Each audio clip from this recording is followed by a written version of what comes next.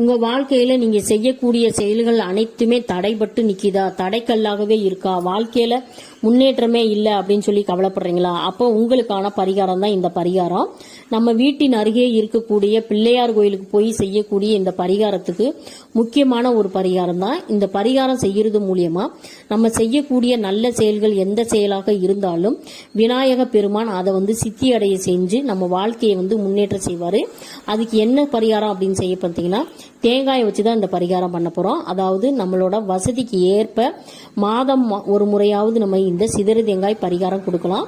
அவருக்கு 2 தேங்காய்களை உடைத்து வழிபாடு செய்யறதை விட சிதறு தேங்காய் பரிகாரம் நீங்க பண்ணீங்கன்னா உங்க வாழ்க்கை மென்மேலும் உயர்ந்து மகிழ்ச்சி தரக்கூடிய செல்வம் சேர்ந்து செல்வ செழிப்போடு வாழ்றதுக்கு இந்த பரிகாரம் உதவி பண்ணும். அதுக்கு என்ன பண்ணணும் அப்படின்னாக்க, நம்மளோட வயது நம்பர், அதாவது 20 வயது அப்படின்னாக்க 20 நம்பர் உடைய தேங்காய்களை எடுத்து சிதறு தேங்காய் கொடுக்கலாம். அப்படி இல்லைன்னா ஒரே ஒரு தேங்காயாவது சிதறு தேங்காய் கொடுக்கலாம்.